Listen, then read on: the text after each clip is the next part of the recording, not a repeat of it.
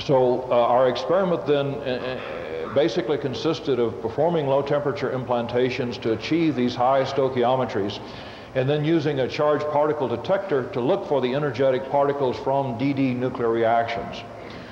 Of course, as has been apparent from this conference, when one uses high-pressure gas phase charging or electrochemical charging, these higher atomic ratios, in particular atom ratios above 1, are not easily achieved as they are with the implantation. Our experiment is outlined here at the bottom. We began by ion implanting 10 kilovolt deuterium from an ion accelerator into palladium, with the specimen being held either at 40 or 80 Kelvin. The implantation was carried to the point of saturation. During the implantation process, we monitored the buildup of deuterium within the metal matrix by actually using that charged particle detection system to observe both energetic protons and tritons from the D on D reaction.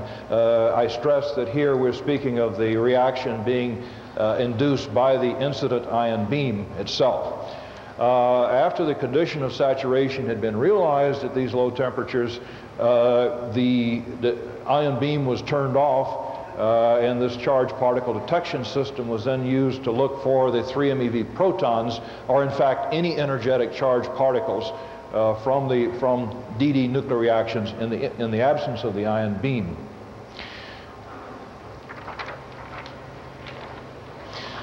Just to illustrate the kind of information that comes from the charged particle detection system, what we have here is the output of a multi-channel analyzer, which basically gives the number of particles into various bins as an increasing channel number corresponds to increasing energy.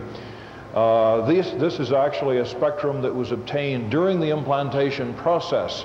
So the energetic D from the beam hitting D in the target produces the energetic tritons here at lower energies and the more energetic protons.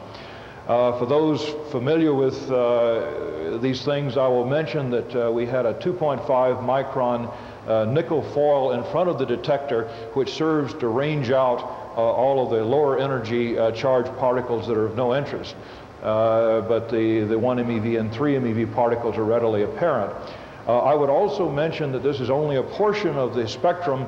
In fact, we detected out to something like 10 MeV particles, but I've just shown you the portion where we actually saw energetic particles coming out. Well, the buildup of deuterium at low temperatures during the implantation process, in this case at 40 Kelvin, is shown here. What I'm on the horizontal axis, I have plotted the incident fluence of 10 kilovolt deuterium going into the palladium, and this then is the nuclear reaction yield. The energetic particles produced by the high energy deuterons striking deuterons already within the material. And the key point to be made is that initially we have a more or less linear buildup, which then progressively saturates as one reaches the saturation concentration. Again, a key motivation here is that we're seeking deuterium to palladium atom ratios above 1. We wanted to see whether that has real importance in this search for cold fusion. So a key question is, have we actually realized this superstoichiometric condition? And I'd like to point, before giving you the results, I'd like to suggest 3 indications that we have. The first indication, of course, is that we have reproduced the implantation conditions of about a decade ago, when very detailed profiling measurements did indicate that when you implant to saturation at such temperatures, you achieve an atom ratio of 1.3 deuterons per palladium. Another indication is that we're monitoring this buildup in saturation through the nuclear reaction, and we thereby have information on the concentration. And one can in fact model this in some detail and thereby establish reasonably well what the concentration is. In the model calculation, the key inputs are the depth distribution of the implanted deuterium, the deposition profile as it were, and that can be rather reliably calculated using Monte Carlo methods. There's a generally accepted code called trim, which was used. So this is the depth profile of the implanted, the deposition profile of the implanted deuterium. The other key input is the nuclear reaction cross-section as a function of depth, because that essentially establishes the sensitivity with which that nuclear reaction is monitoring the concentration buildup. Well, at these energies, the DD cross-section is well established, and also the stopping rate, or the energy loss within the matrix. And so this then is a net result. This is how the DD cross-section varies within the target when you're bombarding with 10 kilovolt deuterium. So you can see we're primarily sensing the near surface region here. When you then put this into a model calculation, you can actually model the buildup of the concentration profile. This is deuterium to palladium atom ratio as a function of depth. And in this particular calculation, we assumed, for sake of comparison with the data, we assumed saturation at 1.3. And so you build up and then achieve this kind of saturation. Well, when you do the calculation, you come up with the curved line here, again assuming 1.3 saturation, and it appears to be rather consistent with, in fact, it is a rather clear indication, we think, that we are saturating around 1.3 deuterons per palladium in the near surface region. The third indication, before getting to the results, the third indication I would present that we are actually supersaturating the lattice is that we have examined the release of this implanted deuterium from the palladium as the temperature is increased. In particular, in the experiment that I'm representing here, we went to low temperatures, implanted to saturation, and then instead of turning off the beam and looking for cold fusion, in this particular case, we continued to bombard with energetic deuterons and increase the temperature at about 2 Kelvin per minute, and then the idea being to see where the deuterium comes out. Now, if at deuterium to palladium ratios less than 1, where you have the well-established conventional diffusion, you in fact expect to see release from the specimen out in this range of 200 Kelvin, and in fact we do see a large release stage out here. However, totally unexpected for compositions below 1 is this rather sharp and well-defined stage down at about 120 Kelvin.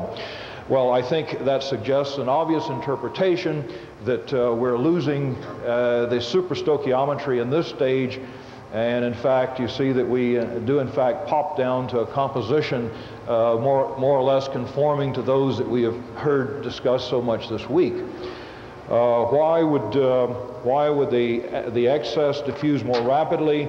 The notion, the energetics of this kind of system were discussed by Pete Richards earlier this week. The essence of it is that in the normal deuteride with the octahedral sites not fully populated, the octahedral solution sites, you have diffusion, thermally activated diffusion, in which you hop from that site over a saddle point to the tetrahedral site and then to another octahedral site. If, however, the octahedral sites are filled, the excess deuterium cannot drop into such low energy sites, and therefore the activation energy to get over the saddle point is less. And this is a diagram calculation due to Pete Richards where we're illustrating that. The dashed line is at the normal composition, and you sit in equilibrium in the octahedral site. You rise to diffuse, you rise over a saddle point into a tetrahedral site, and then over another into another octahedral site, and so on. But if you have excess, it goes into the tetrahedral site, according to calculations. There is a repulsion between hydrogen in the tetrahedral and octahedral sites. So the bottom line is the hydrogen sitting in the octahedral site, due to the repulsion of neighbors, now has higher energy, so it can more easily diffuse. It does not have to go as far to get over a saddle point. So the diffusion activation energy is reduced, you diffuse at lower temperatures. And in fact, calculations by Richards, preliminary calculations I should say, suggest that the separation in temperature between this stage and this is semi-quantitatively consistent with what we see. So all of these indications are basically going to make the point that we believe we do have a palladium matrix in which all of the octahedral sites are essentially filled, and we have superstoichiometry, about a 30% excess in the lattice. And then the question is, does that have any influence on cold fusion? And I'll say immediately that we, in fact, were not able to detect any evidence of cold fusion occurring in our materials after the ion beam was turned off. The upper portion of this view graph gives some of the relevant conditions. This is 397 palladium. We investigated two conditions: cold rolled material, and then material which was annealed at 1,000 degrees under high vacuum. The deuterium to palladium atom ratio, as I indicated, 1.3. The amount retained in the material is about 10 to the 18 per square centimeter. 2 minutes. Thank you. And this is the detector solid angle. There are three experiments represented here.